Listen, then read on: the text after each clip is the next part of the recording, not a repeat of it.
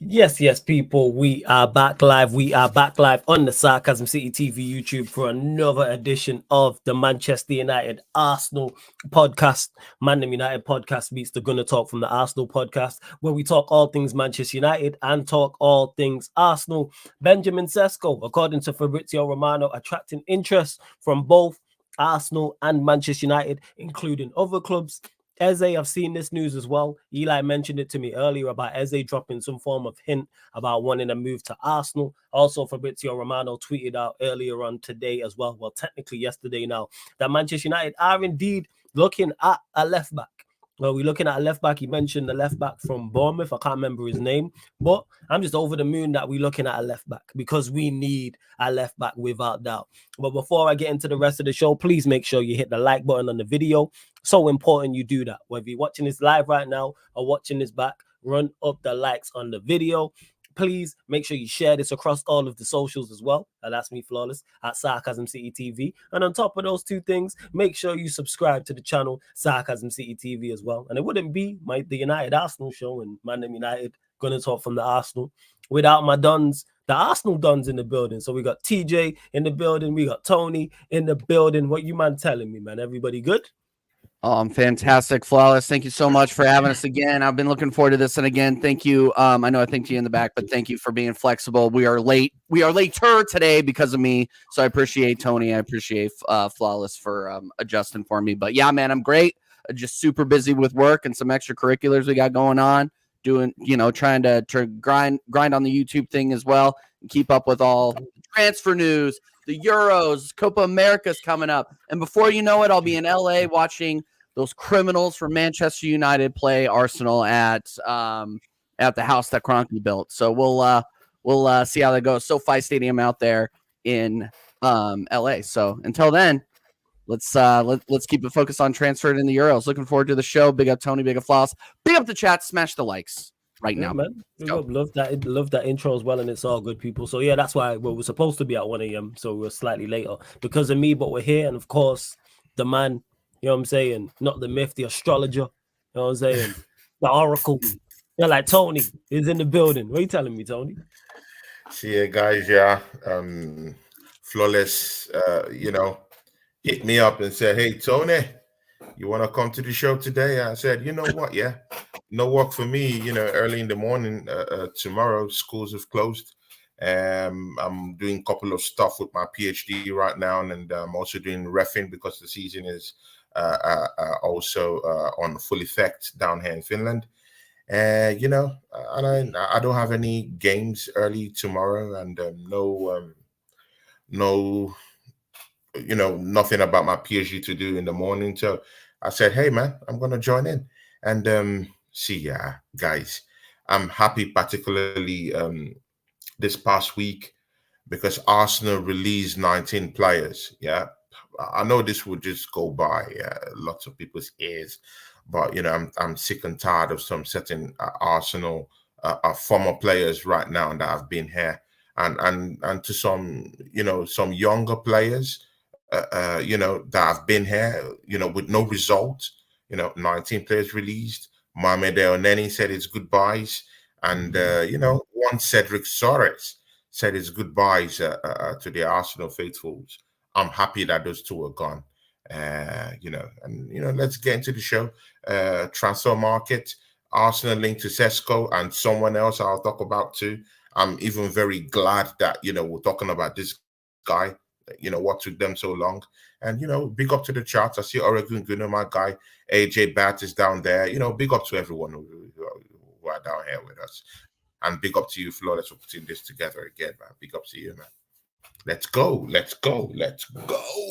Yeah, you're on mute, Flawless, my guy. Yeah, I thought I muted it. Yeah, big up to you every time, Tony. You already know this is the weekly setup. Big up to Casually FC. Big up to Marshall. Make sure you subscribe. He says, damn, bro, I see you with the fire intro. Yeah, people that are fucking with the intro. And the crazy part is that got made for us years ago.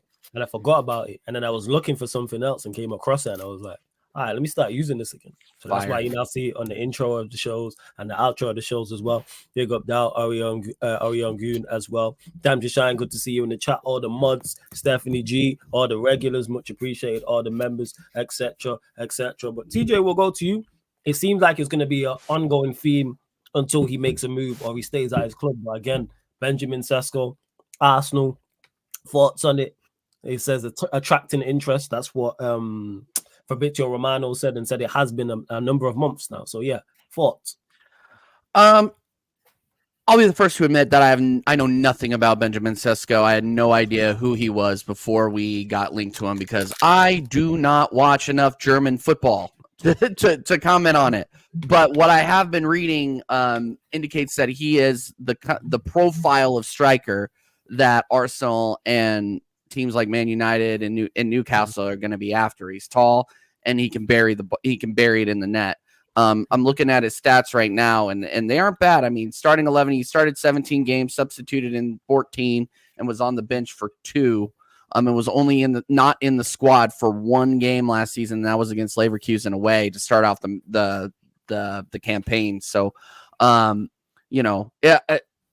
you look at his stats, he had a very, very good end of the season, but similar to another individual that came to us via Chelsea from the German league, he had a very, very bad 2023. He scored 3 goals in 2023 in the first half of the season, then caught on absolute fire at the end of January. So what I worry about with Sesko, with that kind of pattern is number one, is he truly an improvement over Kai Havertz? That's the question that Arsenal fans and Edu and Arteta need to answer before making a serious bid on this guy. Because if he is, then if he doesn't, you're causing a controversy that doesn't need to happen. Yeah, I want to see somebody that is not going to be battling for Kai Havertz for his position. I want somebody starting over Kai Havertz at the 9 position. If we're going to be throwing 50 million plus, I could be wrong but people have been saying on the internet that he's the next 20 plus goal scorer. I've also been seeing that he's the next Højlund. So like next FA Cup winner, yeah? I don't want to, the next FA. Okay, you took it there. I didn't. I was just being honest. Okay, you guys your fan base has been putting that guy in the dumpster all season. Don't get mad at me. Oh no, he deserves to be. He's just in a dumpster with a winner's medal, but he's in a dumpster with a cup. Yeah, and that right, Tony. Okay. Anyway, to wrap up, and then I'm gonna let Tony go. Is look, we don't need any disharmony in this squad. We had some disharmony to start off the season last season. There were people battling for positions up through freaking January.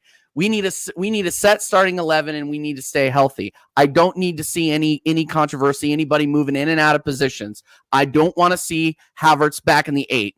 That's what scares me with this signing of Benjamin Sesko, because if he says, "Oh yeah, this guy's a better 9 than Kai Havertz," then where does Kai Havertz move? Where he moved before when he was struggling in the 9th spot, when they were rotating in Jesus and they were rotating in Trossard and Kedia when he was starting back in August through like October, right? So I don't need to see Kai Havertz back in that 8 position. He's not suited for it in the starting 11. The proof is in the pudding there. Surely Arteta doesn't do that. So let's say you do sign Sesko or somebody else to replace him. Let's say it's Sesko because that's who we're talking about. And Arteta states, yeah, this is my 9. This is what I'm going for. You're probably going to sign a central midfielder. Surely that means Havertz hits the bench. Exactly. And Bruno G, for example. I just get worried, Flawless, because this manager loves Kai Havertz. It doesn't matter if he was playing shit. It took him having a stinker for several weeks in a row. I think it was like 5 or 6 games in a row, and before he benched him, and everybody was asking for him to be benched. So I just and look, I just don't want any controversies, and I don't want Kai at the 8. That experiment failed. We don't need to see part 2. We don't need to see it. So I want Kai. If he's not starting in the 9, Kai Havertz hits the bench, comes on as an impact sub. I would see that. Kai Havertz has earned a spot in this squad, in my opinion. But if we're going to go out there and get a true number 9, which I believe he should, he is the first victim. because we need a true killer. And I don't think, based off of what I've seen from Benjamin Sesko, he's any better or any worse. So I want to see him play. I need to do more research on it. I should have done more research prior to this show probably, but that's my thoughts. I don't need to see any disharmony. We have positions in this squad that are in dire need as well, which we're going to get into, I'm sure. But I just don't need, if we're going to go and get a true striker, go and get somebody more prem proven and better than Benjamin Sesko. We don't need to be taking bets on or flyers on people we bring in. We need to be bringing in sure things. Yeah, that's fair. Tony, I know we spoke on it last week, but your thoughts, because they've not gone away, the rumors. So that's why I said it seems it's going to be consistent over the summer until he makes a move to Arsenal or somewhere else, or someone comes out and says he's definitely staying at his current club. So thoughts, Benjamin Sesko. See, TJ, I hear you. But see, there's a lot of dynamics to this Sesko guy, as a player. 6 foot plus. He can run the channels. He's that kind of guy that can run the channels. He's strong. If you want him to come from the flanks, he can. But if you check his dynamics at Leipzig, it has fighters, runners, and people who could also run the channels too down there at RB Leipzig. It has Osimhen, who's down there, a runner, very tenacious, very skillful and technically gifted player too. He also has Haidara, who sits back and just try to do what Kai Havertz was doing in the Arsenal team, the dirty work, physicality, everything, and could still move the ball forward. He has also shown, some kind of working partnership with Openda, the guy he plays up front with, RB Leipzig. He's a decent player. Is he something out of the ordinary, yet to be seen? And again, man, I'm very, very fearful of strikers that are coming from abroad. Extremely fearful. I like players who have played in the Premiership. I like proven players from the Premiership because they know what the Premiership is all about. Any player that's coming from abroad, we need at least one season. So far, you're not Highland. You need at least 1 to 2 seasons to, just get a grip, of the physicality of the Premiership. But this Sesko guy, he has everything. He has all the old trappings. He has the technical abilities to be what we want. He could head. He's good with his head. Actually, I've seen some of his training videos, some of his videos doing the rounds everywhere. I watch the Bundesliga very well. He could score with his head, and he's a strong player. Very, very physical. The Arsenal have missed that physicality, with our point man, with all these, bootlicking strikers we've been having and soft strikers we've been having over the years. Yeah. This guy will represent that kind of striker that is, mature, tall enough. He can stick a foot here and there. He can fight. He's physical in nature. He has the whole trappings, but I don't know if he's that guy yet. I don't know if he's gonna work the money. I don't know. If you ask me, I wanted a Gyökeres, but right now I've heard that Gyökeres has a knee injury, and somebody said it in the chat that he needs knee surgery. How true that is, I don't know. Player that's nursing. I don't know, but I heard he has a knee injury, and any player that has a knee injury getting into the new season, I don't want to see that player, even if I do like Gyökeres. I wanted to see us go for someone like Isaac, Premiership proven, can get you 20 or more goals. Yes, his injury record still leaves something to be desired, but again, man, there's just something about Premiership proven players that I really do like. What about Ivan Toney? Premiership proven, but definitely with the gambling issues going on, and Mikel Arteta, I don't think that's his guy. Mikel Arteta might not want to bring him in, but Sesko, if there's no other better option out there, we can go get him.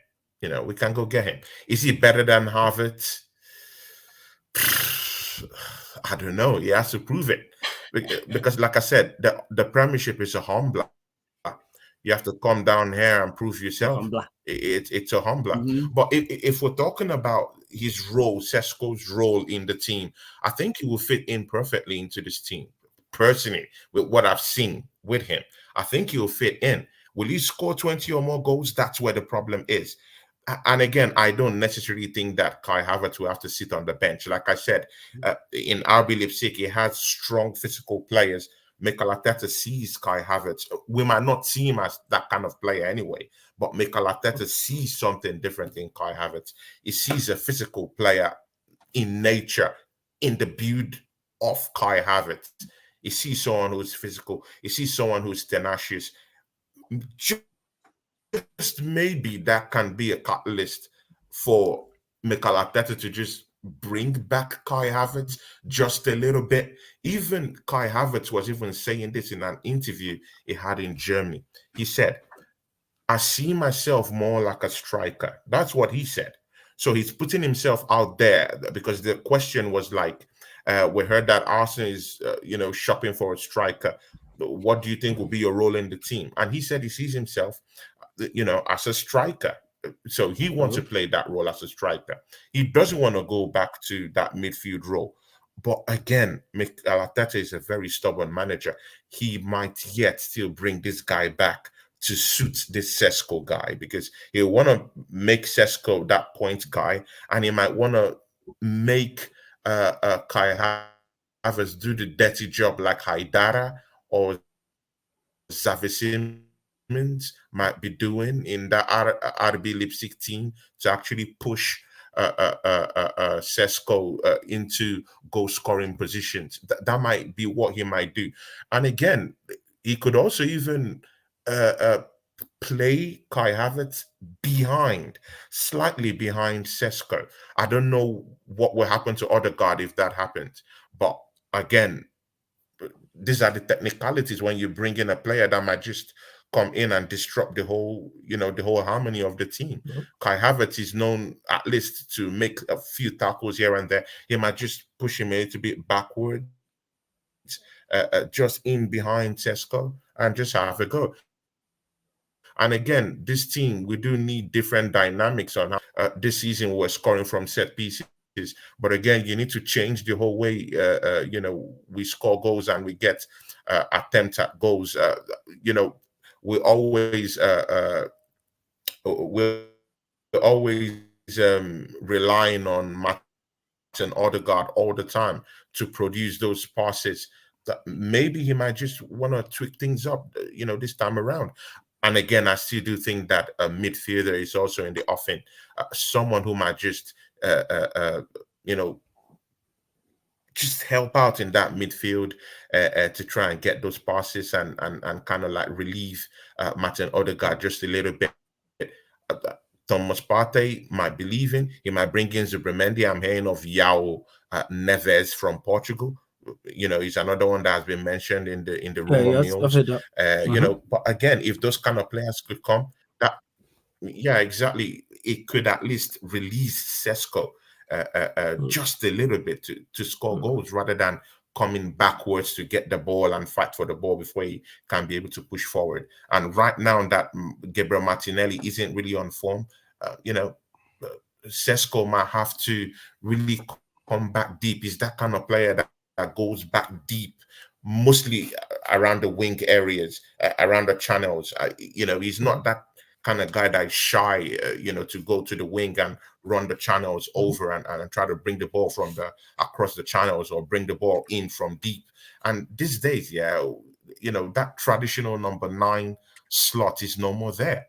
Even Hoyland still comes back to still get the ball and help out. To progress the ball forward. So you hardly see a point man these days who would just sit in that 18-yard box. There are no Van Nistelrooys no more. There are no, it's very you don't old get school. those kind of players again, these days. Number 9s have to, evolve and be very fluid with their gameplay. Sesko will fit right in. He's 60 plus. He could head. The boy could use his head quite well. He could run the channels quite well. He could lay that ball. He drops the shoulder quite well. But again, let's see, man. Let's see. Last season, 31 games, he scored about 14 goals, caught fire towards the end of January, just like what TJ said. 14 and 31. In 30 appearances the season 31. before. Yeah, he scored 14. He laid, although I'm a little bit, I have a problem with him and his assist ratio. He only had 2 assists last season for RB Leipzig. I always like my strikers to be the kind of guys that even if they don't get a goal on a good day, they can be able to lay off passes and put 1 or 2 attacking players into motion to score goals. He only has 2 assists. That alone, it's a problem for me. I like my strikers to actually create. Also, a season ago, in 30 appearances, he only scored about 16. And yet again, his assist ratio was just 3 that season in the Bundesliga. And that was for Salzburg. Because he just moved into to RB Leipzig. So, he's a decent player, nothing out of the ordinary. Does he have the old trappings? Yes, he does. Can he be a better player? Yes, he can. And he's a young player. He can improve. I just don't. Yeah, I just don't think he's the finisher. What worries me? Yeah, what worries me is that he's just not the finished article. But no, I want to hear what Flawless has to say though too, because you guys are linked to him as well. But don't you already have a striker like that? I'm just asking. Now we don't, because there's FA Cup winners and not that's why. So there's levels to this, you know what I'm saying? One's a FA Cup winner or not, one's not. But all jokes aside, Sesko, have a little bit more information because we was linked to him.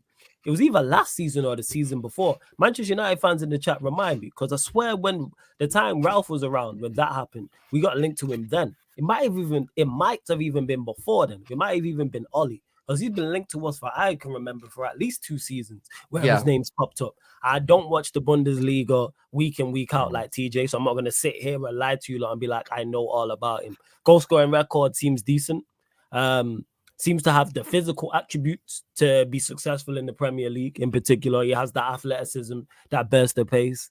Technically, is he that good? He seems decent. He doesn't seem anything out of the ordinary. Mentality and his mental attributes, I can't tell you about because I've not watched him like that. But one thing that seems to be a common theme is even people who rate him say he's not the finished article.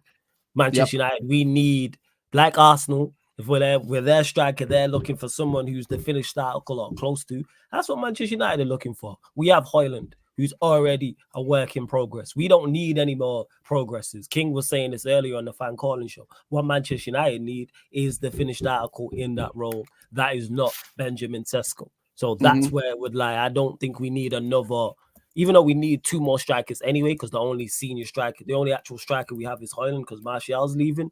I'm not trying to see Sesko come in and it's Sesko and Højlund. They should be like Tony mentioned and Isak and Ivan. I'd just go get Ivan Toney if I was Manchester United. That's the obvious move right there. You could go, he's on the last year of his deal. You go sign him. You go put money, you go put 30 million on the table for Brentford and say, all right, either you take this 30 million now or we talk to him in 6 months. For free. Simple as that.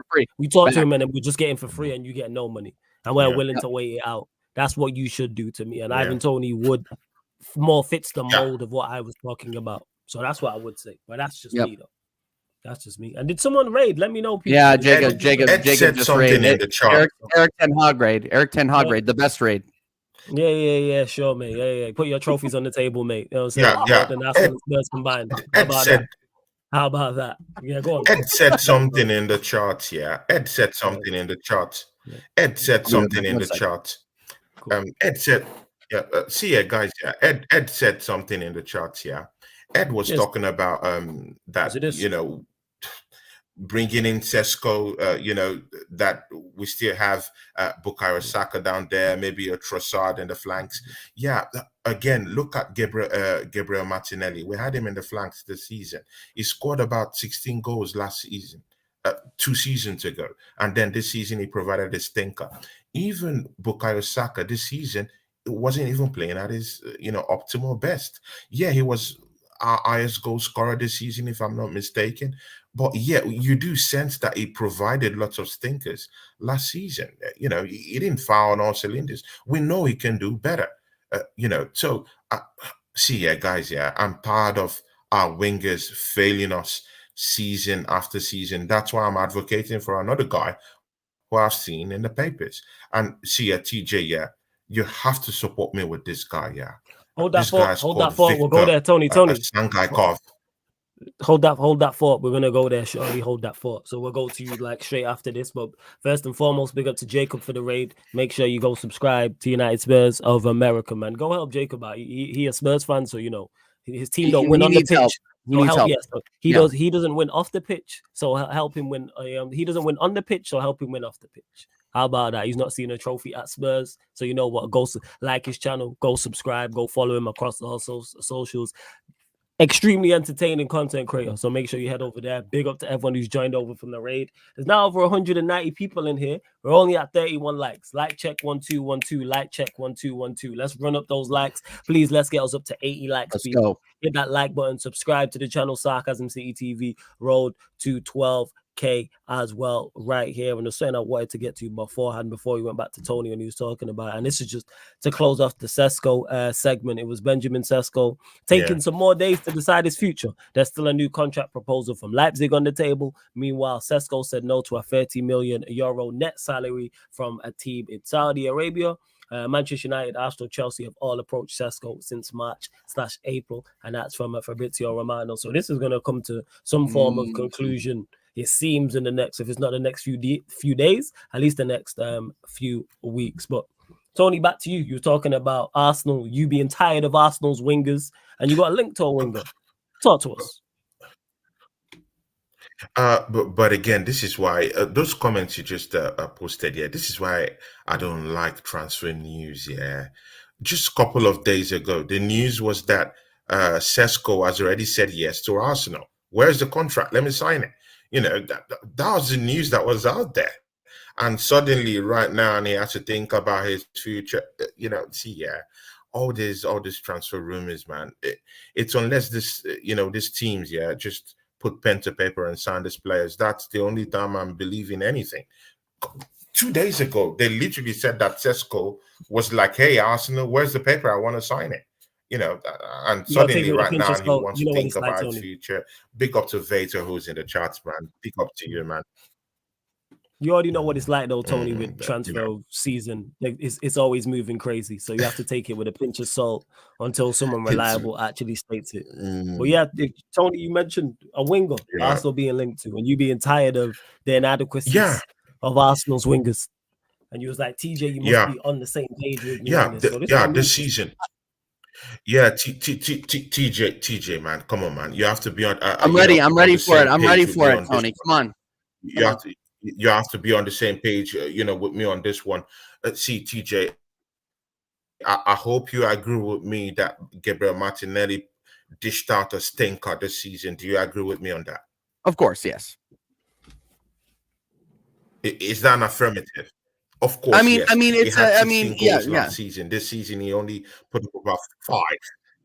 Oh, season. Yeah. That's a stinker. There's some context there. There's some context that needs to be there, but yes, I agree. Yeah, I hear that. But again, there's some context there. Exactly.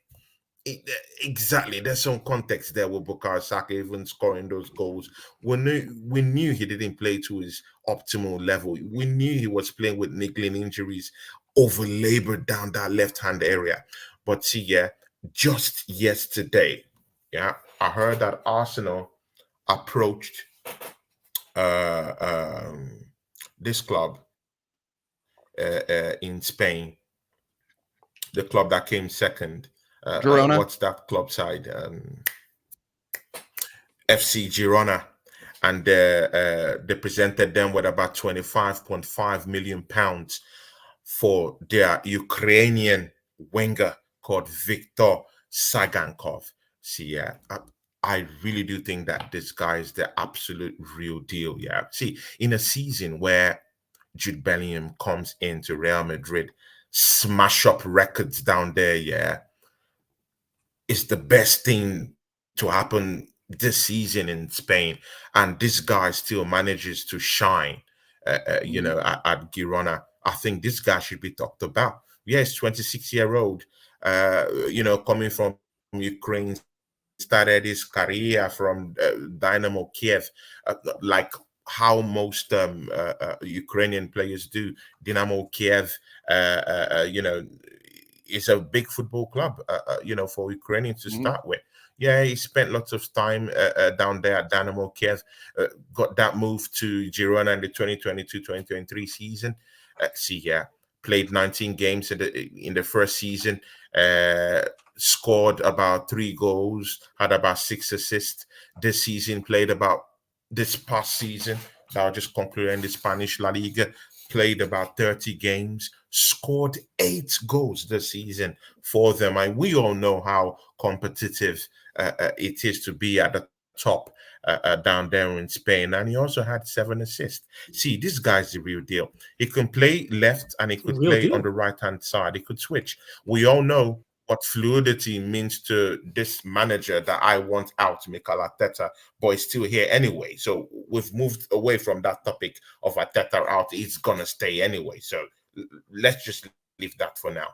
But we do know that Mikel Arteta holds fluidity, as something he holds very high in his technical stats down there. This guy represents that. He could go play on the left, play on the right. He could use his left and right foot quite well. He could drop the shoulder when cutting in. He's really a very, very technically gifted guy. His footwork is something out of the ordinary, man. This guy's the real deal. Of course, his partnership with his fellow Ukrainian in that Girona team, Dibrov or Dibrevk or whatever that guy's name is, absolutely amazing. This guy can cut in. Yeah. When he's cutting in, from the left to the right. Oh my God.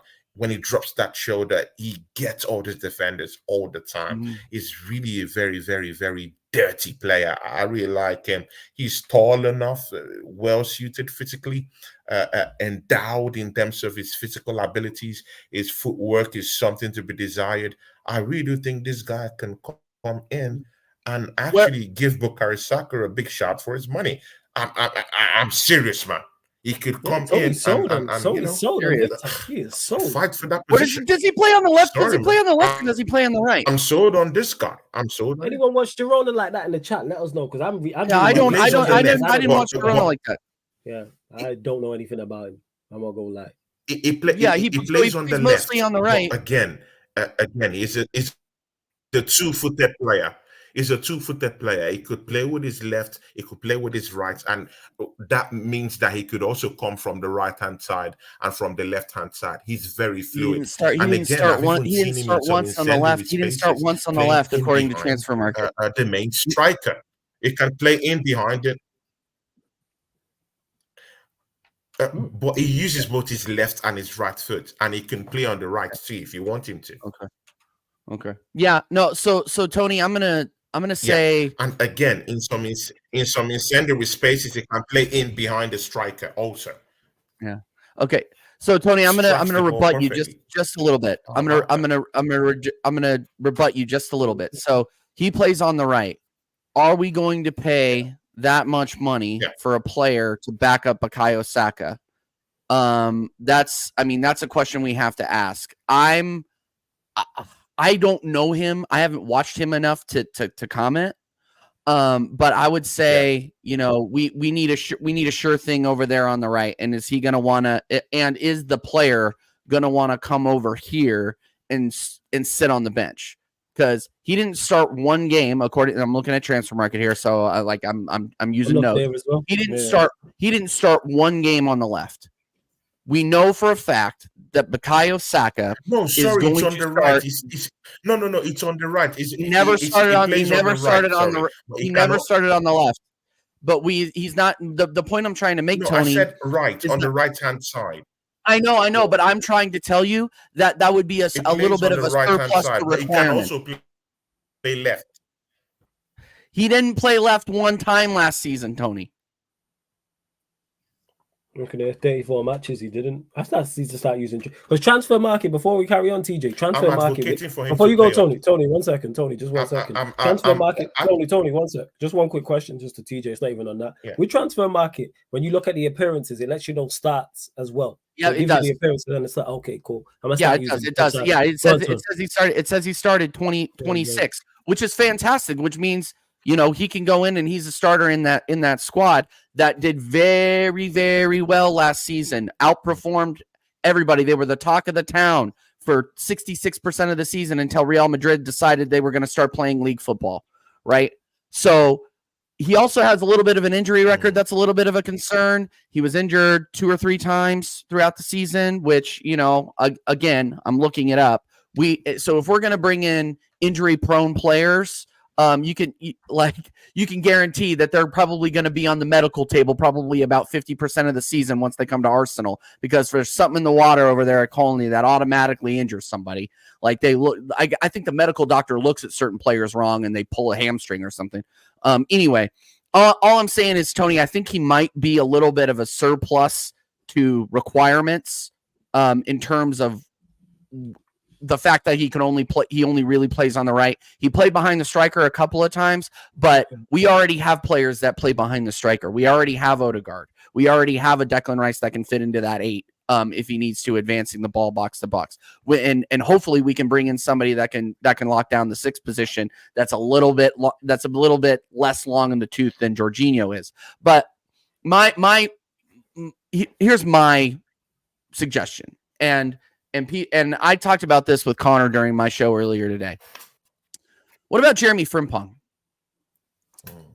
What about somebody that can fill in on the right wing, and if he needs to play right back, he can? That guy is a baller. He just got off of an invincible in the league Leverkusen team, and he's versatile, and he has a transfer fee that can be met. Why don't you take a flyer on that guy? And he can fill in for Bakayo when he inevitably does. They'll want to keep their team intact. They want to keep their team intact. He's not leaving that football club. It doesn't matter if we meet the transfer fee. He's not leaving. Why not try to meet the transfer fee? Why not try to meet the transfer fee or the release clause? But again, their coach never left. Their coach never left. It doesn't matter. If Alonso left, that's a different story. Tony. They're going to have another goal for the Bundesliga next.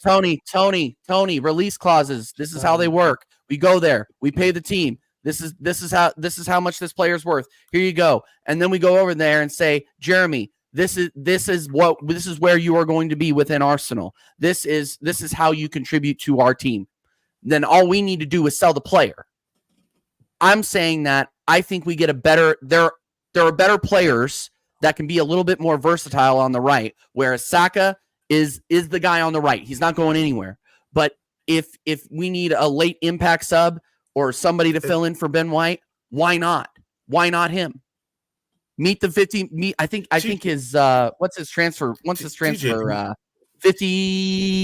We have that. Somebody in the chat tell me what his release clause is, but it's between 40 and 50 million. Who's this for Frimpong? Yep. Is that it? TJ, do we have that kind of pool?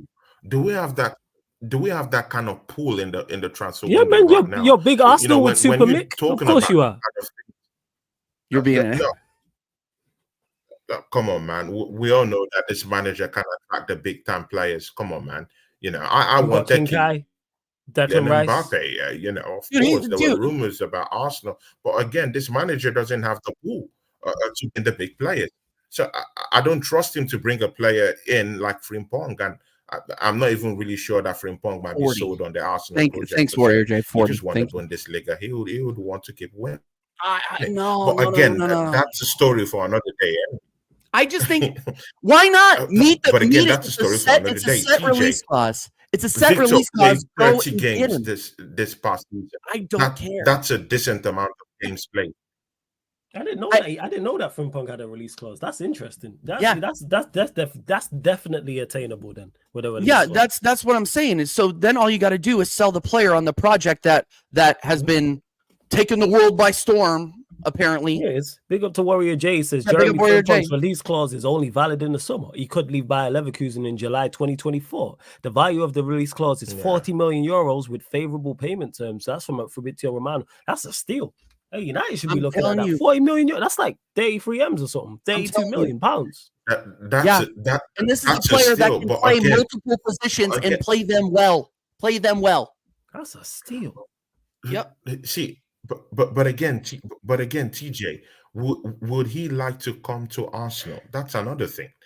Because he can go to the Chelsea team. He can go to Liverpool, in some incendiary spaces. Man United is looking on dishing out and splashing out on players this coming summer. So we were linked to this guy back in January. I know, but I don't think we were actually serious about bringing him in. But Tony, you got to agree that release clause, he's like that's tasty, man.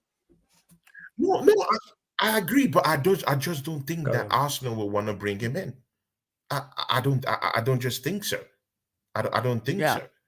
And again, we both agree that we need somebody. We both agree that we need somebody covering for Bukayo Saka when he gets injured, right? And Ben White, he has an injury record too. Why not bring in somebody that can do the job off the bench or be an impact player starting? Like I really like this kid a lot. So the fact that we're linked to him is actually pretty exciting. That's why he signed Tomiyasu. Yeah, that's why he signed Tomiyasu, just in case Benjamin White has an injury. He has a backup plan. Tomiyasu's linked going the other way in a couple of deals. He's not going. He just signed a new deal. He's not going out. He's not. He signed in for a reason. See, at this stage, he can play. He can cover on the left because he knows Zinchenko's going to go out too. With Mikel Arteta, he resigned him for a reason. He had the chance to let him go, but he resigned him for a reason. He's here to stay. He signed a 2-year deal plus one more in the offing. That guy's going nowhere. And his perfect plan was that if Benjamin White falls into any injury worries, a plan, and that's Tomiyasu. Again, the reason why, even this Victor, maybe you're not sold on Victor, but again, you talked about his injury worries. Come on, man.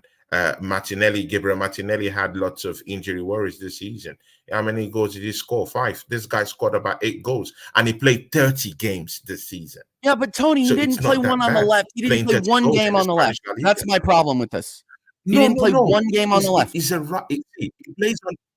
plays on the right, but I said he can also play on the left. You misquoted that, TJ. I'm not misquoting you. I'm literally just telling you that you're trying to bring in somebody to play on the right, or bring in somebody to play on the left who played his entire last professional season on the right.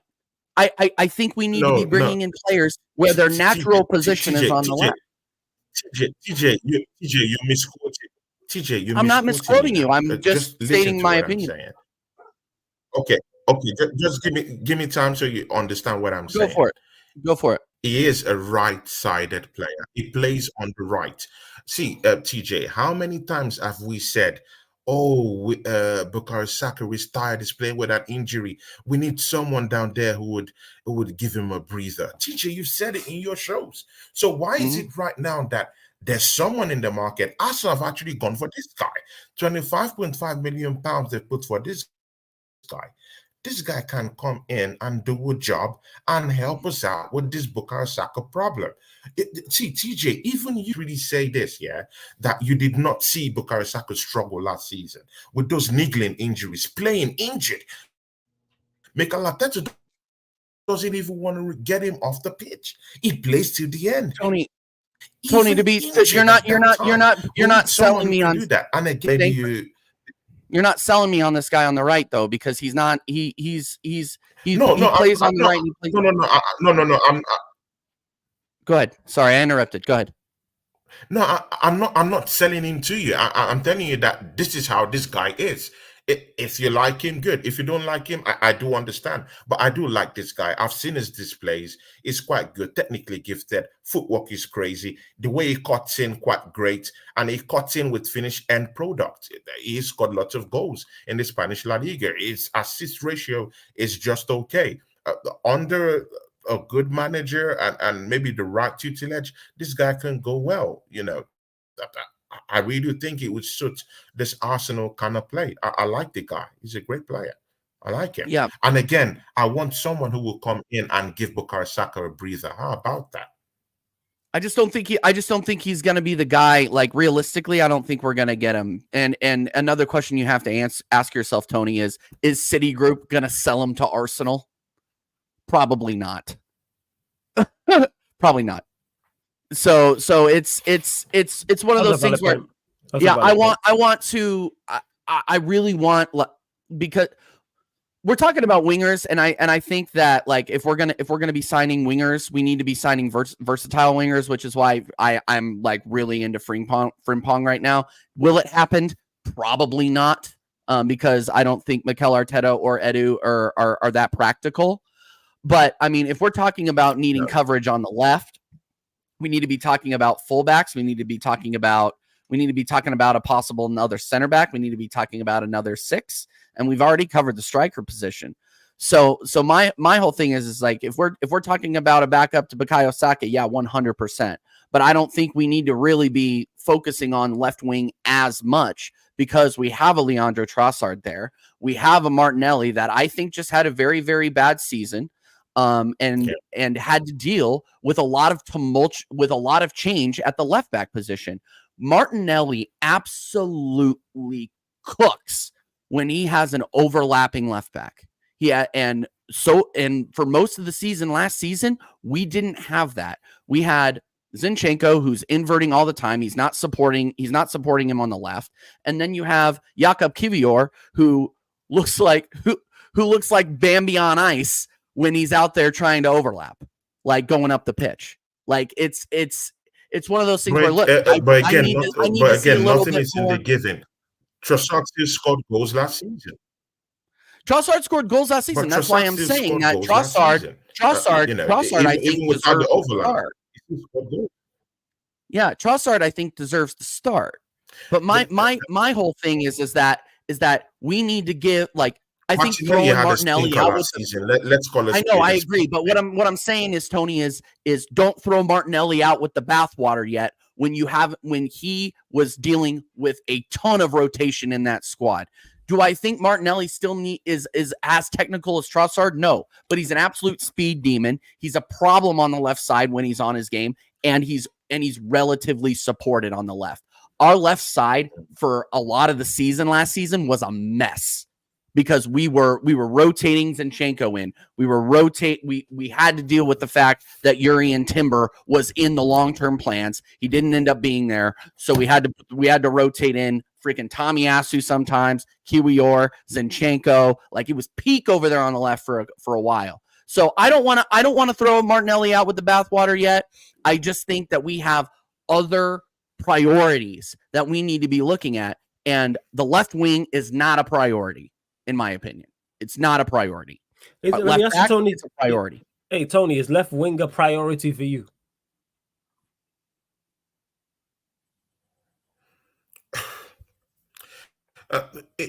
It's not. It's for me. It's not. For me, it's not. But again, we do need someone to back up Bukayo Saka. Saka had stinkers last season, and no one to come off the bench to help this guy out. That's what I'm talking about. How about that? We all knew that this guy was injured and he carried on playing last season. That's why I'm advocating for this Victor guy who plays on the right.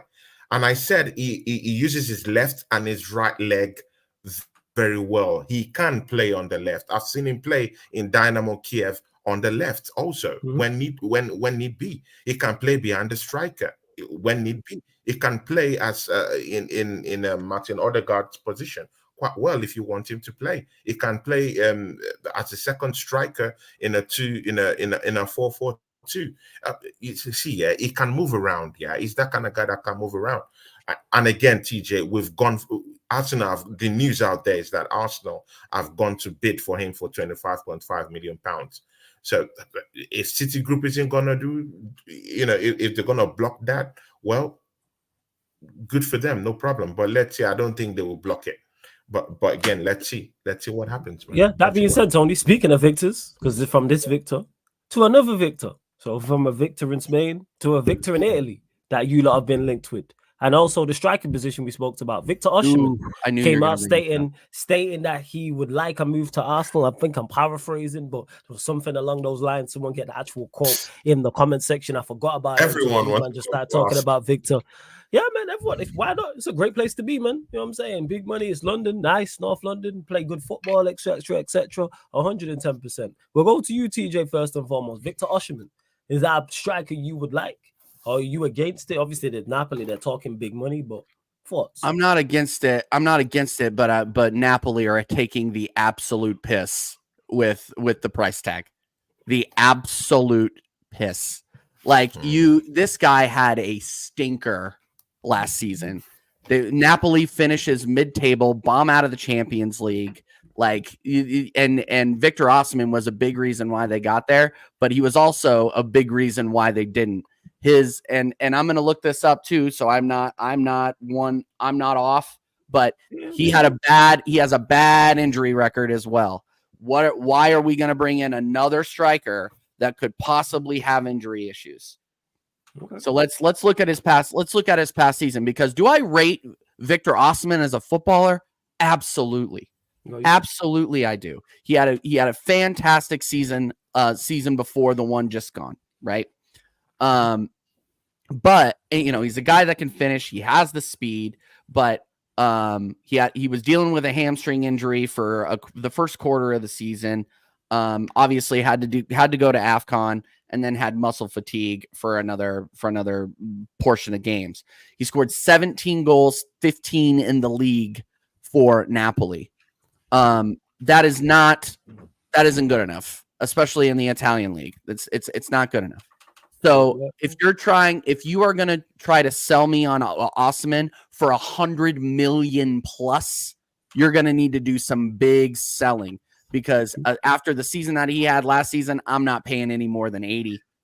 I mean, and then maybe send some players the other way. I think Tommy Asu might have been a part of that deal. Some freaking article I read. Don't quote me on that. The source on this one is trust me, bro. Okay. I read that potentially ESR could be going the other way, and Tommy Asu could be going the other way. Do I think a move for ESR would be good? Yes, because he's never going to get into this club.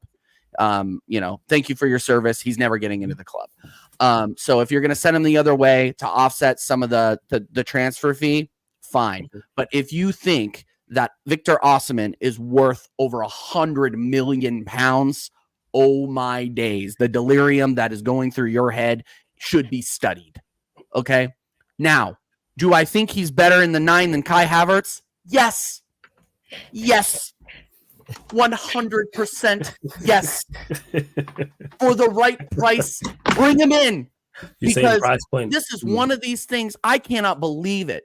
So, something happened. The stars aligned last night, Tony. Let me just tell you a story. I was on a stream with that absolute fraud, Jacob, from United Spurs of America, and we actually agreed on something. Jesus. He would never put an Arsenal hat on, but he would, from the Arsenal perspective, he agreed, and I agreed, that Osimhen would be a good person to bring in, because Osimhen, I believe, in the right club, finishes more than Kai Havertz did, than Jesus did, and easily more than Eddie Nketiah did. Yeah. This guy has proven he is the real deal. Now, if he can stay healthy, which go back earlier in the stream and around my comments about the doctors at Arsenal Football Club. If he can stay healthy, I think he can be that 20-goal scorer that he wants. I think that he finishes those chances that were missed by other players playing in the 9. All I am asking for, and I am willing to pay for it if I had the Arsenal checkbook, is somebody that has shown that they are capable of scoring 20-plus goals in a season. Give me somebody like that. and we can cook. We can absolutely cook. Now, I am of the mind that I would rather have an Osimhen in, and this might piss people off. I would rather have an Osimhen in that would bench Kai Havertz than have a Sesko come in and there be a battle for who starts at 9. No, that makes sense. You want a senior first choice senior number 9. Yes. Yeah. First play. Yeah. I've been saying it before. I'll say it again. I don't want huge competition for starting places. Obviously, you want people that are capable on the bench rotating in. You want that, but you want that. What have we been crying out for, Tony, for 3 years since Aubameyang left? Mm-hmm. Give me a striker that can play. Give me a striker that can finish. Mm-hmm. And I think Osimhen finishes those chances that we didn't. Right. That ended up costing us the league last year. Mm-hmm. So that's my thought on it. Victor Osimhen, bring him in, but not for 100 million. You are taking the absolute piss, Napoli. All right, first, Tony, before you get your thoughts on Victor Osimhen, big up to T.Guna for the super chat. Appreciated, my guy. He says, the trouble is Arteta doesn't want named players. Tony Facts. is the obvious answer. We need Premier League proven strikers, not maybes. This is the 5th season with nada. Hey, T.Guna, big up for the super chat. I tend to agree with this, but hey, man, look at the progress Super Mick has made. But I hear your overall point. It is, man. Hey, man, the progress in regards to the table and your winning of matches. Yes, he still needs to deliver a trophy. Yes. Without doubt. He does need to deliver a trophy. But someone put it out on Twitter, and it was like his 4 seasons that he's been at Arsenal, like your table positions and finishing. I was like, this is actually more impressive than I thought, but he has to deliver a trophy. You can't spend what he spent without delivering a major trophy, which is the Premier League or Champions League, without doubt. But T.Guna, big up for the super chat. And big up to Lee Slims for the super chat as well. He says, TJ, I don't rate Osimhen, but this bad season he had could be from the way he was being treated at Napoli. That coconut video was outrageous. Yeah, that was following the season for those that didn't see it. It was a crazy video posted out. I believe it was on the Napoli TikTok. And yes, it was just wild. That's what I will say. And Napoli didn't come out instantly and say, yeah, this shouldn't be happening. This is fucked up. We are totally against it, which is mad. But we know what his kid is like. They're racially insensitive in Italy. Yes. Shocker, exactly. Major shock. Shock. So it could, you know what, Lee Slims it could be. Hey. But the way Napoli fell off as a team and Osimhen and the winger as well, KK, like it was, man. So maybe there is something to that. But we'll go to you, Tony. Talk to us, man. Victor Osimhen, thoughts? See, I'm not hearing that about what really happened and if that affected him. No. These are professional players. Victor is a professional player and he's Nigerian. He's that kind of guy that will shrug off all this kind of external stuff and just face its football. Let's call a spade a spade. He didn't have a good season at Napoli this past season, but again, he's that striker that has consistently done his best for his football club. Scored 26 goals in the 2022-2023 season. This past season, again, he played only about 25 games, if I'm correct.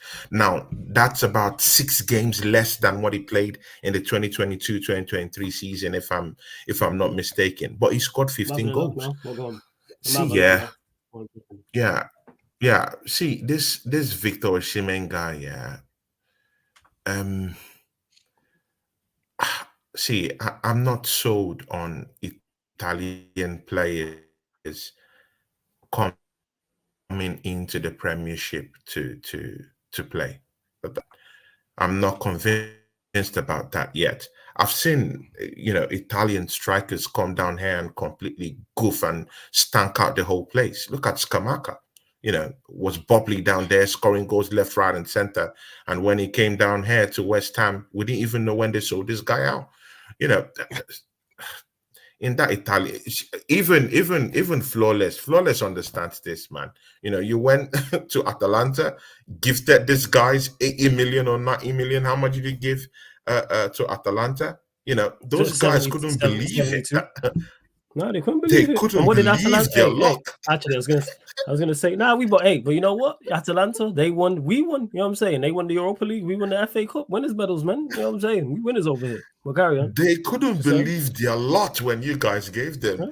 80 something million for this guy who Yeah. only scored 12 goals in the season. In the season You that know he what it's left like, Tony? Atalanta. It's like when you lot pitched up to the bridge to sign Kai Havertz. Chelsea couldn't believe it either. It's the same thing. Yeah, they couldn't Yeah, it's the believe their same luck either. thing. Yeah, yeah, Yeah, yeah, yeah, yeah. yeah. We have For to a take guy a who's L. How does Yeah. that rate? yeah. How does that So rate?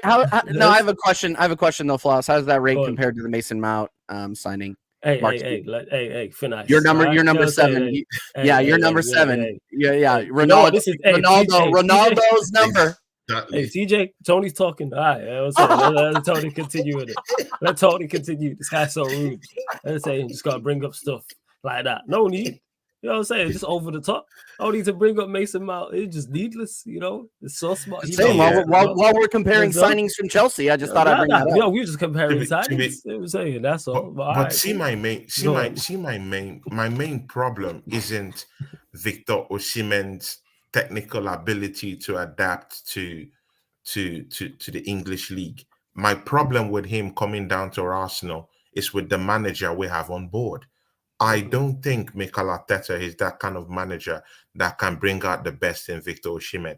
And mind you, Victor Osimhen is like your traditional number 9. He's that predator in and about the 18-yard box that can get you goals. He's a goal poacher. He's that kind of guy. He's not that kind of guy that Mikel Arteta 15 would want goals to in 22 command. starts. Tony, before you carry on, 15 goals in 22 starts is impressive, though. That is impressive. Yeah, it's impressive. That's impressive. But again, that's impressive. But again, he has lots of injury. Like he's an injury-prone player. Like I said, check what the amount of games he played in the 2022. My stats don't fail me. In the 2022-2023 season, he played about 32 games and scored about 26 goals. And in this past season, 2023-2024 season, he played about 25 games and scored about 15. Now, if you check it, he has regressed in terms of his fitness levels, has totally dropped. I'm talking of in the league. That's what he played, and that's what he got in the league. He missed 10. He missed. Let me see. I'm checking here. 23, 24. He played only 25 games in the league. Yeah, but he only played only 25 games, so he missed. Yeah. And in the last season before this, he missed 10 games. 10 games in total. Yeah. He missed. Exactly, and in the last season before this, this new season, he played about 32 games. So there's a downward spiral in terms of his fitness levels. Of course, that's what TJ also said, and I do agree with that. His fitness levels aren't, that good, and I don't trust the Arsenal medical team to actually take care of his niggling injuries. But again, throw that all away. He's a goal poacher. He's your traditional number 9. Is he in the same frame like Van Nistelrooy? Hell no. But he's that kind of guy that will stay in the box, create space on his own, and out-muscle players. He's big, he's tall, 6 foot plus. He's that kind of guy that can poach in goals. But is it that kind of guy that will drop in deep, something like a Kai Havertz, what Kai Havertz is doing this season, this past season? Is he that kind of guy that will drop in deep, dig his socks in deep and put his neck deep into challenges and get that ball forward to score goals? I don't think so. Neither do I think he would want to listen to a shouting manager like Mikel Arteta, haul out instructions to him and tell him to go back, fight for the ball and moving forward to poach those same balls into the net. I don't think that's possible. Victor Osimhen isn't just really that guy. He's not suited. Mikel Arteta isn't really suited with playing with number 9 strikers. And even if you're to come in and play as a number 9, you have to suit the kind of gameplay that he likes, that he wants, not the kind of professional player that you are. It's with what Mikel Arteta wants his number 9 to do. Mind you, he wants his number 9 to walk their socks off, get the ball, go in deep, get in that ball, and move together with the team and try to score some goals. And is Sesko that guy? Yes. Is Victor Osimhen that guy? No. And again, we've seen Mikel Arteta with traditional strikers. He's not well suited with walking around them. Look at Aubameyang, a goal poacher we had. Can't walk around. Can I make an observation? And I think everybody knows it, but this is something that Mikel Arteta is going to really need to get over. Is people with personality in his locker room, people that are willing to go against the grain and have that, kind of FU attitude to say, you know what, yeah, I am a superstar. I have this ego because I can deliver. So like a big criticism of Mikel Arteta is he can't handle superstar attitudes, which is why I think that's a big reason why the Ivan Toney rumors died, because Ivan Toney literally told Brentford to go fuck itself a couple of years ago on Instagram, right? Like, Mikel Arteta probably looked at that and was like, I don't want that guy anywhere near my club. I just got rid of that guy. I just got rid of Aubameyang, right? But I'll ask this question to any Arsenal fan watching. Could we have used Pierre-Emerick Aubameyang last season? I say yeah. I say we could have. But because I think what he was bringing to the team outweighed any sort of other negative or disharmony that he was bringing to the locker room, the cult of personality around this manager is just absolutely insane to me. And eventually you're going to have to sign a superstar that is not of the like of Declan Rice. You're going to have to sign a superstar that is a baller and knows it and shows it. Because if you don't believe in yourself, especially if you're a striker, then you're dead. You're dead on arrival. That's true. And that's the thing that one of the many things that annoys me about this manager is that he cannot handle egos, because his ego is the biggest one in the room. And if anybody's is anywhere near it, he would be done. Do you think Bukayo Saka would be anywhere near this club if he had any sort of the bad boy attitude that some of his predecessors have had? Spoiler alert, he wouldn't be. He wouldn't be. So this guy needs to adjust and get a killer in that knows his stuff, can bury the ball, and has a little bit of a chip on his shoulder. Because at the end of the day, that's what's going to get us over the line. Is a far reach. But I'm sorry, TJ. Bukayo Saka is actually a far reach for that kind of example. If Bukayo Saka, Bukayo's a church boy, man. He lives with his parents. If Bukayo Saka decides to have an ego, I don't think anything will happen to him. Ilhen kid, I don't think he'll ever have. He has consistently carried this Arsenal team. TJ, don't forget that. It's the highest goal scorer in the season that he provided. Yeah, exactly. Come on, that's man. Who you need, man. He has been Arsenal's highest goal scorer in a season that he provided stinkers left, right, and center this season. He can afford to be that, and nothing would happen. He has carried this Arsenal team so much that he could even be classified as a god at Arsenal. Trust me, man. Nothing will happen to him. But again, see, that'll be doing a disservice to where we're really going to, with this. He has a big ego. We know this. Big ego, mostly with strikers. We've seen that with Aubameyang.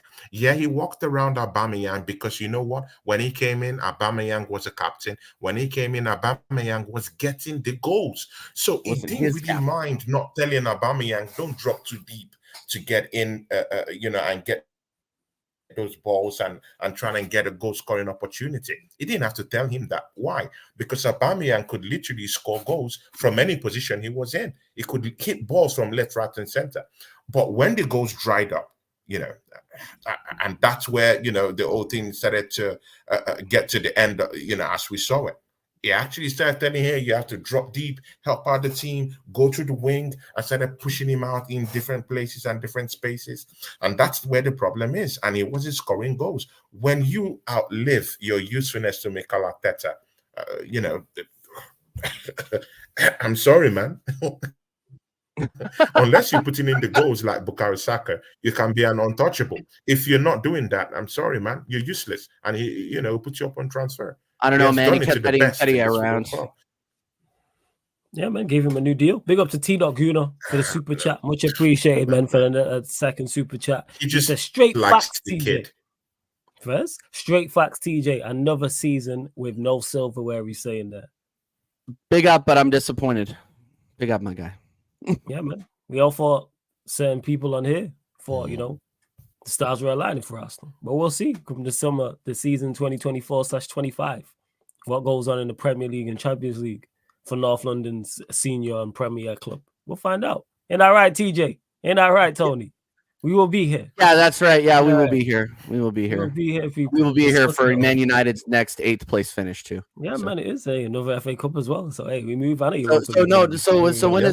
is Ten Hag getting his walking papers? Staffy told me that it was going to be today. Today is gone. Yeah, you know what's crazy? Yesterday, someone, what was it? I can't remember, whatever live stream I was on yesterday, and someone mentioned in the chat, oh, rumors were saying that he's gone tomorrow, and I said, where is this stem from? Has there been a reliable source that said it? And then it took me back to the whole takeover scenario where it was Sheikh Jassim and it was Jim Ratcliffe, and every other day it was, oh, there's going to be something announced tomorrow, or it's going to be in the next few days, or it's going to be next week, or there's going to be this date, and then this date will come and go. Again, 99.9% of people talking about this are literally speculating. Look at all the business Manchester United have done, and none of it has been leaked. We got Omar Barado. It was no leaks. It was done swiftly. No one was speaking about it. Jason Wilcox, the same. Approaching Dan Ashworth. Until we approached him, that was all quiet. The physio we just got from Arsenal, that was quiet. A couple days ago, we just signed the chief communications officer that had worked with Barada previously and was also at Chelsea. That was quiet. So all these things nobody has any idea about, from physios and chief communication officers, but everyone's fully aware of what's going on with the manager. Like, come on, people know that people are going to speculate. And it hasn't been. I don't believe if there is a date that's been set that they're going to announce it. I don't think that would have been leaked. Otherwise, we would have known about Berardo and Wilcox and Ashworth and etc. etc. Now, do I believe he'll get sacked? Yes, simply because normally when somebody takes over in this fashion, they want their guy in charge. Do I like the fact that he's still here? No, he should have been sacked. There's no reason to have him here. Zero reason to have Eric Ten Hag in charge. And yes, is it concerning is the wrong word, because what's the word? The correct word I'm looking for is just trying to think. Not even anxious, because I'm not anxious in regards to it. I don't trust Ineos. If I thought Ineos was here to do a good job, you're literally answering my next question is are you getting nervous? Are you getting nervous with every day that goes by? It's not nervous because I didn't trust Ineos to begin with. So that's where it is. If this was Sheikh, for instance, if this was Sheikh Jassim taking over and it was 100% takeover and he was still here, I'd be very, very concerned and very nervous that the manager's still here. Okay. However, because they only have 25% of the club, and Lex made this point, they've been allowed to have their stake in the club and make so many changes swiftly, sack so many people from the top all the way throughout. There's multiple people who have been let go. They've also hired new people as well. It's all been swift and there's been no problem. What is the delay on the manager? Is it to the point where Ineos are saying we want to get rid of Ten Hag and the Glazers are saying they want to keep him? Because that was my whole issue with this deal anyway. What happens when there is a standoff? Inevitably there will be. It may be the manager, it could have been with the DOF, for example. It could be Ineos want Dan Ashworth and Glazers don't. Who would win type of thing? And we know they're both on board, but I'm just using him as an example. That's what I want to know when there is a standoff. Because like Kaneki always says, you can't own 25% of a house. You can't own 25% of a car. And this was my concern with Ineos to begin with, was one, doing a deal with the Glazers. Because if you care what's best for Manchester United, why would you agree to do a deal with the people who are majorly have played a major role in where Manchester United are now? The mess that Ineos are trying to sort out, which I give them credit for, because they've done great things with their appointments. But this whole mess from top to bottom that is going on with Manchester United has happened under the Glazers' watch. But then you've gone and done a deal with them. And yes, you are taking over the footballing side of things, but what happens when there is some form of clash? And that's the interesting part. However, the crazy part is to even add on top of what I've just said there, if it was just the Glazers in charge, I think they would have already sacked Ten Hag already anyway. Because we've seen them sack managers for better seasons. We watched them sack Van Gaal, who won an FA Cup and finished 6th and had a better season overall. Yeah. Like the performances was better. We didn't have our worst ever campaign in Europe in British history. So that's where it's a lot of uncertainty. But did Van Gaal have the kind of injuries that Ten Hag was dealt with? See, I'm not advocating for him to stay. Ask me that question as again. long as I'm concerned, I want him to stay. Tony, ask me that question again about Van Gaal. Sorry, I just want to hear that again. Ask me that question again about Van Gaal. What did you say? I just really think you guys are a little unfair. Ask me the question again. No. Tony. Ask me the question again against Van Gaal. I just want to make sure I heard you right. No, yeah, you're sacked Van Gaal. Ask me the question again. No. That's what I'm asking you. Do you want to listen to the question? Ask me the question again. No, ask me the question again that you said about Van Gaal. What was it? I want to make sure I heard it right. That's what I'm asking. That's what I want to ask you. No. Forget that. Ask the same question. No. You asked me a question. Could you ask me the question again about Van Gaal? I said, was Van Gaal dealt with the same kind of injuries to players that? Okay, I respond to it. I respond to that. It was worse. Van Gaal was worse because you know why? You know what Van Gaal did? Played a whole load of youth players that we'd never heard of before. Borthwick Jackson, Varela. Tyler Blackett. Wait, let me land. Tyler Blackett. No, he didn't play all them youth players. No, he didn't. Not youth players, but he played players that traditionally. No. You asked me. Can I respond? Can I respond? You just said. You just asked the question. Did Van Gaal deal with the type of injuries? I'm telling you, no. It was worse. Van Gaal had more injuries. That's why he played. I'll repeat this again. He played and gave debuts to more youth players than anybody else. So I'll name the names of some of the youth players he played. Tyler Blackett, Paddy McNair, Varela. Who else did he play? I believe Marcus Rashford was through here too. Just laughing. Yeah, so that's 4. Hey, you lot in the chat, let me know. Rashford, that's 4 off the top of my head. He played more youth players than we've ever seen before. Ever seen. What's the name of the I forgot his name. The fullback. Oh, I actually rated him. He had the fullback balling as well. He scored at the Bridge. You lot know in the chat who I'm talking about. What's the left back's name? Borthwick Jackson. That's it. Him. So if you want to talk about injuries, you have Google, Tony. Go Google the injuries that he had. He had more, let me repeat this, more injuries than Ten Hag, and the performances weren't so bad. And I'm glad you've asked this question. I'm glad you've asked that question, because next time someone brings that up, I'm going to bring up Van Gaal, because I forgot about the amount of injuries he had. I've never seen more players. He gave more youth players debuts than anybody else.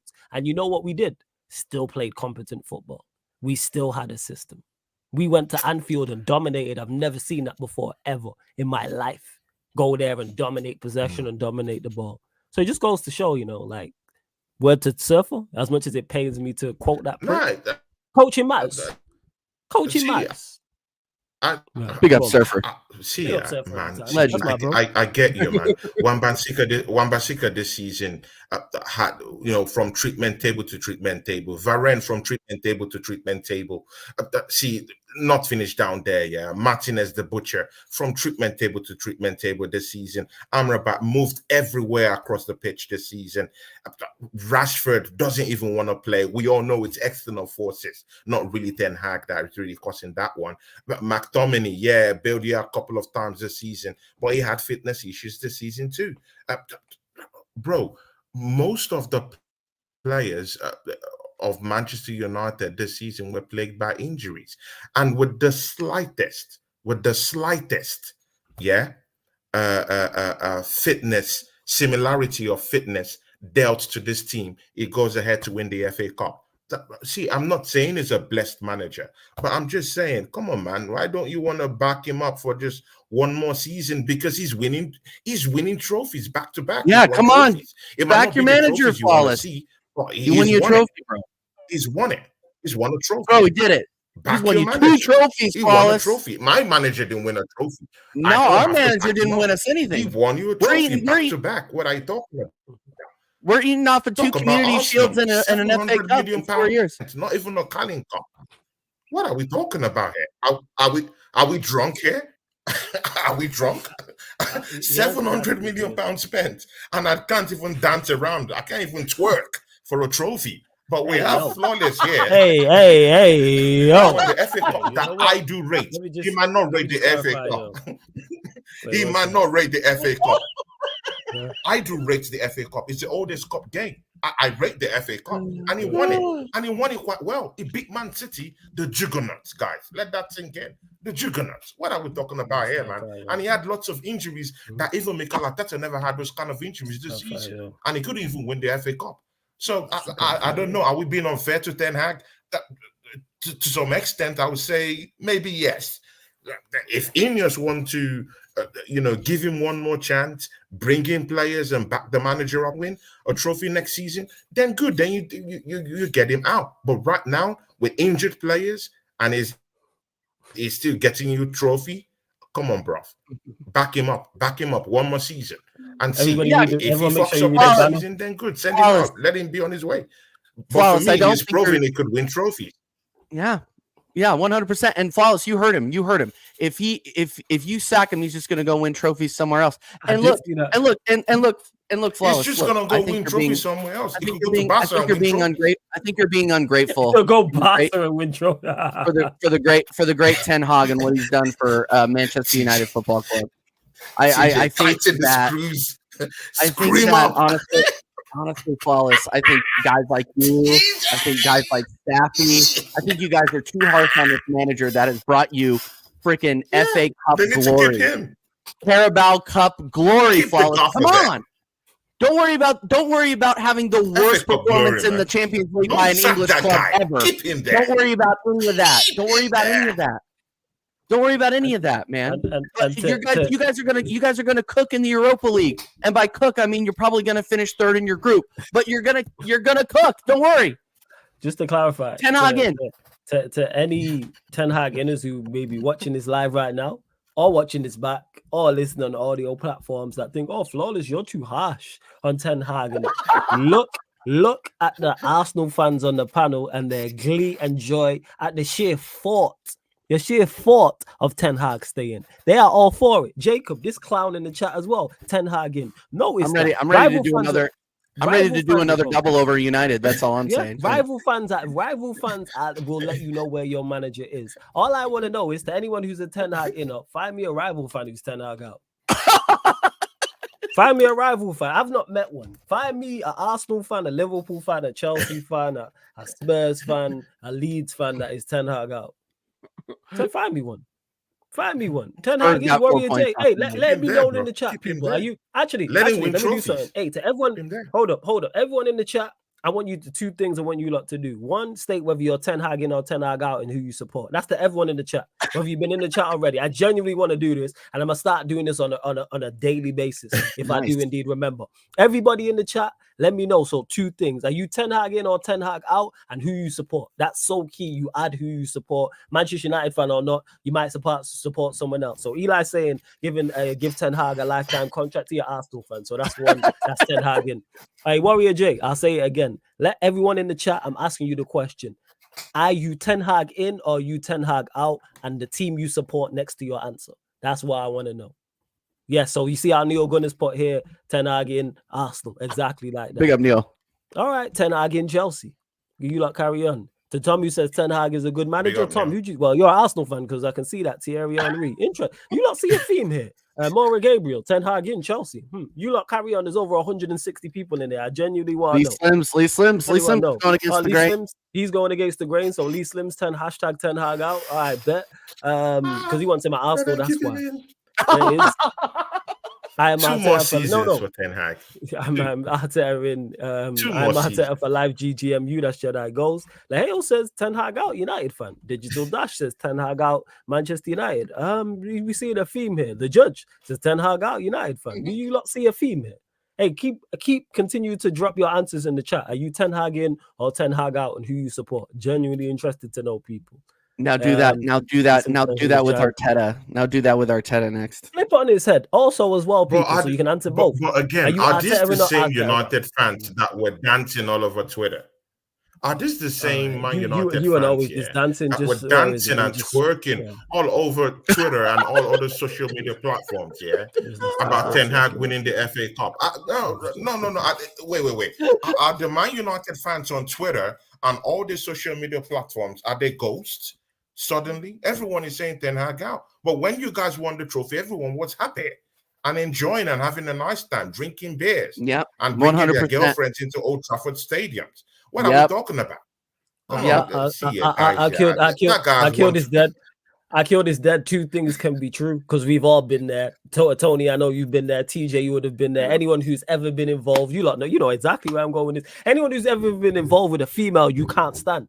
We've all been there. With a female you can't stand, whether you've been in a relationship, whether you've been seeing each other, whatever the case may be. But I guarantee you, we've all fucked with a girl that we can't stand. I know I've done it, and I know all you lot have done it in the chat. That's what it was like winning the FA Cup.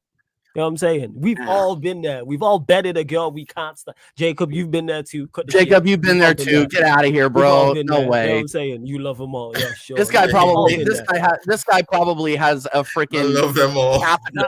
It's absolutely ridiculous. That's what Ten Hag is. That's what America. That's what Ten Hag is. You know what I'm saying? That's what he is. The girl you can't stand, but you just ended up. He says, "I love them all." That's what it is. I love them all. That's the same analogy. Yeah. Hey, Jez, you are the biggest. Jez.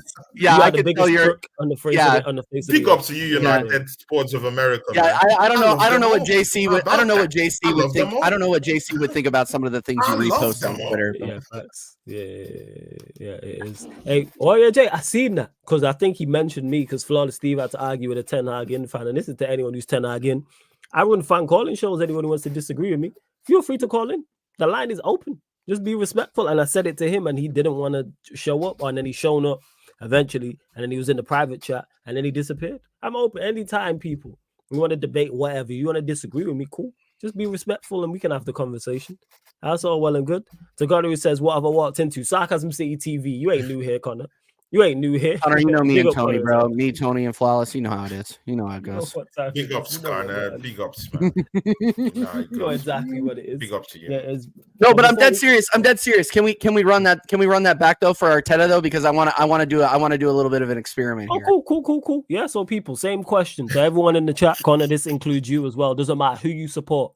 Two things. Are you Arteta in or Arteta out? And also put the team you support next to it. So Arteta in Arsenal, Arteta out Arsenal. Don't matter who you support. It may not be a Premier League side. So whoever you support, we want to know, people. You're helping us with research here. Are you Arteta in or Arteta out? I'll say it right now. You know what I'm saying? Arteta in, Manchester United fan. 100%. That's all you need to hear, Arsenal fan. That's all you need to hear because the biggest criminal on YouTube wants Arteta in. Okay. Lock this guy up. Okay. Lock this guy up.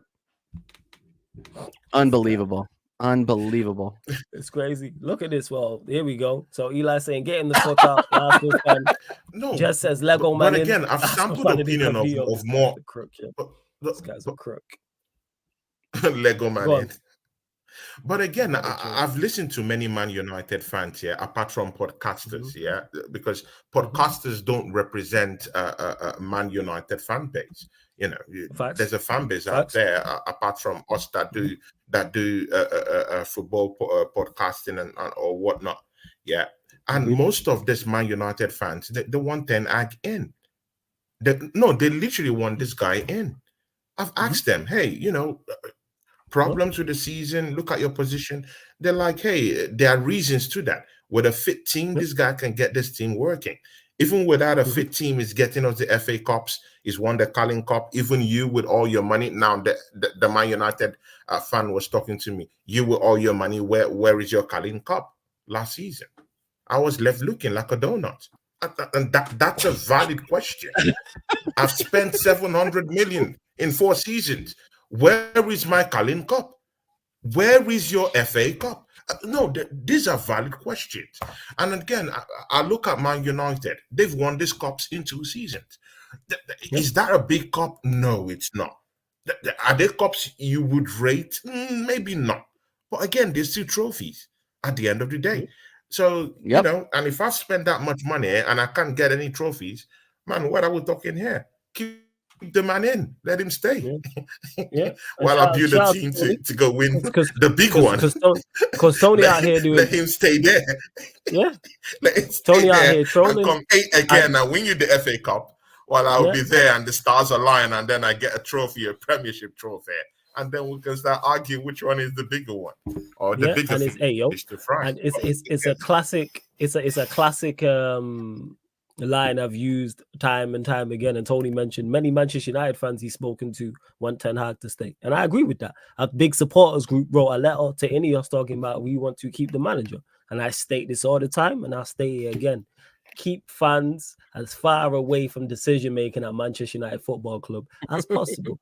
This is the same fan base that has backed Bruno Fernandes. This is the same fan base that has backed Garnacho. This is the same fan base that has backed Marcus Rashford. This is the same fan base that has backed McTominay. This is the same fan base that has backed Bruno Fernandes. This is the same fan base that backed Ole Gunnar Solskjaer as manager. I want these fans. Same fan base that didn't riot when you guys signed Sergio Reguilon at left back on loan. Yeah. No. Not even that, because I don't even mind. Like, this is this is the same fan base that tried to sell to me and the masses that it was a good idea to sign Mason fucking Mount from Chelsea for 60 M's on the last year of his contract. Hey, what? Sorry, what was his? What number did he wear again? Hey, how about you show me? He's 1 year in FA Cup. How about you show? Who won as an FA Cup? Where did Malpin play in that? Where did Malpin play? This guy. How about that? Yeah, but sure. Yes, FA Cup, to clarify to Hill. Yes, and just because everyone's different with this, FA Cup is a major honor. I consider the FA Cup a huge win. It's a major honor, but it's second tier. Champion, I put first tier to me. This is me. First tier is Champions League and Premier League. Second tier is FA Cup and Europa League. Third tier is Carabao Cup and Conference League. That's how I look at it. So when I'm looking at it from a Manchester United perspective, you are brought in as manager. Madison, don't do that here, man. Don't do that here. FA Cup is a major trophy. Don't shit on that. Don't do Absolutely. That. Don't do that. Absolutely. Hey, Jez, how about you short, mate? But anyways, we're gonna close Jez was out. cooking. I'm not gonna lie. Jez is absolutely cooking. Yeah, Jez is cooking like Mikel Arteta. But yes, love to everyone who's locked in. Please run up the likes, hit the subscribe button. We will be going live on the playback, people. For the first time ever, we're doing a WNBA watch along, people. Here's the Sparks versus the Lynx. Yeah, it's the Sparks versus the Lynx. So we will be there live on the playback in just under 10 minutes, people. But again, run up the likes. Make sure you hit the subscribe button. Subscribe to TJ, subscribe to Tony. Their links are in the title. So click the links and it opens up a new tab. And in that way, you can subscribe to TJ Warren TV. Also subscribe to Tony Claude Gunner TV. The links are underneath in the description of every other live stream, every live stream, every live stream, regardless of whether they're on the stream or not, and on the featured channel page as well. And yes, the Jacob says, can we see the game? Yes, the game will be played. So the same way we watch the NBA games is the exact same way we're going to watch the WNBA game. It's the exact same VIP passes. So if this goes well and the game's actually entertaining, because I've never watched a WNBA game in my life, we'll see how it goes. That's what it is. So lots of jump shots. Lots of jump shots. Very technical. It's very technical. So we'll see how it goes. It is. But Tony, let them know where they can find you, all that good stuff, man. See ya, guys. Subscribe to my channel, Tony Claude Gunner TV. Yeah, of course, this summer I'm taking a bit of a break, but I'll be back very, very soon. Next season, me and TJ have to do something. We have to come back. Me and TJ were doing watch-alongs. I need to do something with TJ yet again. Me and him we'll go back to the drawing board and we'll talk about it again. For the new upcoming season. Just come show me some love. Yeah, and see ya, guys. Yeah, I'm not losing hope. The stars might align with the players Arsenal have been linked to in the summer transfer window. If they come in, the stars might just align, and then I might just go head to head with TJ yet again in another season. I like going head to head with TJ. He's my guy. But I'll go head to head with him. I'm just coming down, chilling and waiting until we do the signings, and after that. And then I can, come down here, look at Flawless. Flawless, do you remember that meme video, that came out a couple of years ago, A white guy was in a family kind of bash or something like that. and he just came in, walked in, and started. Someone spoke to him, and he just started slapping each other, slapping everyone in the face. You No, remember I've that? not seen that. No, nah, I didn't It's a see meme it. No. video. He just started slapping everyone in the face, and they were asking him, "What are you doing?" And even the kids, they all got slaps. That's what I'm gonna do when I sign a big time striker. Bring in a Zubramendi, or bring in, guys. Just let me bring in maybe Sesko. How about that? And he comes in and scores goals. Guys, see, the stars might align. I might come in, dish out a few slaps to TJ and that me flawless, and tell these guys, you know what? Yeah, the stars are aligning. Why do I need to get slapped? Nah, you deserve a slap for the Mason Mount. Yeah, you deserve a slap, yo, 100%. Yeah, you do. Yeah, you do. I'm with that. Guys, join me on Twitter. Guys, stop me if you've heard this before. Stop me if you've heard this before. What did I do? That is facts, though. I just be here asking questions, I'm just here hosting shows, talking to my boy Flawless, asking real questions, asking hard-hitting questions.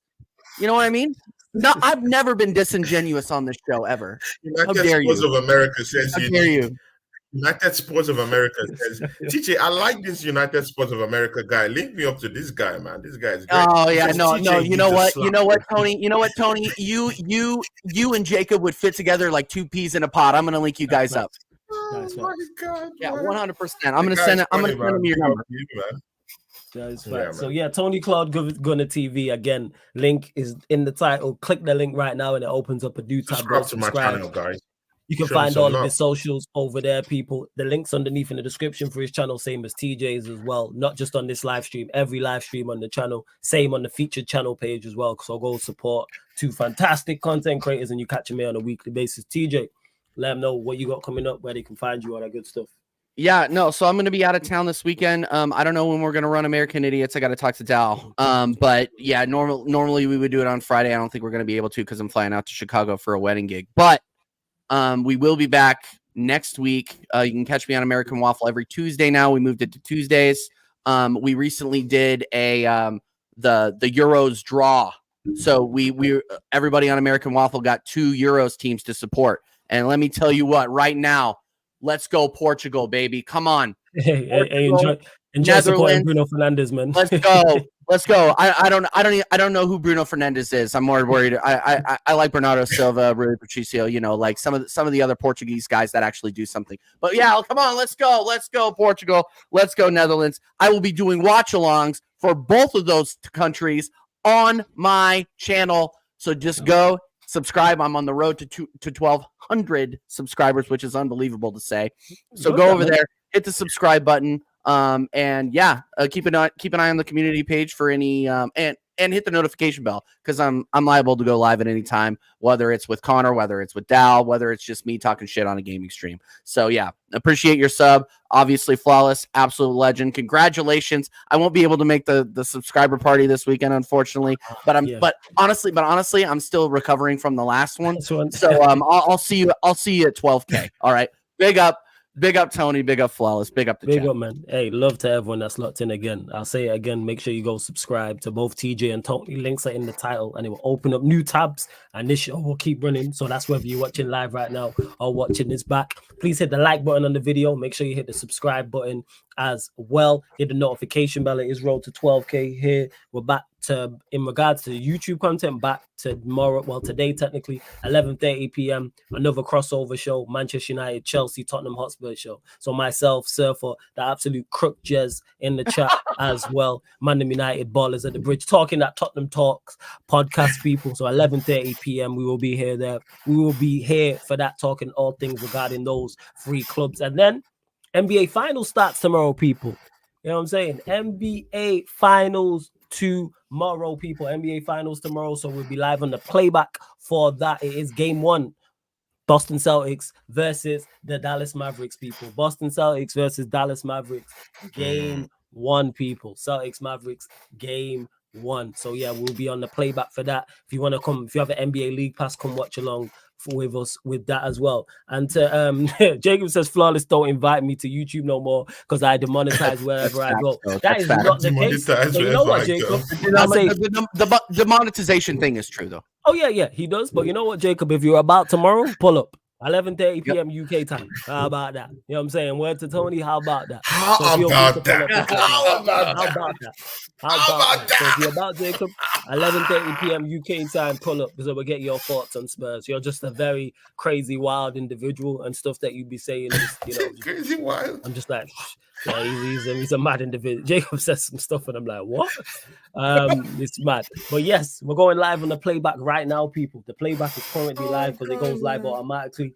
LA Sparks versus Minnesota Lynx, WNBA watch along, the first ever. So come be a part of history on the playback, people. Playback.tv/SarcasmCityTV or download the playback app, people. Either or. And I've been giving out league passes so you can watch the game with us. So you'll see me, my co-host on the screen, and also the actual game. And we're all synced up, so no spoilers as well. In regards to the Euros, Euro watch along. So this show will be more sporadic throughout the Euros. So unless some big news breaks with Arsenal, you won't get it till after the Euros. However, TJ and Tony, you'll see them if they want to join Q&As. No, they already know they're more than welcome if they want to join the sports Q&As throughout the Euros as well. But love to everyone that's locked in.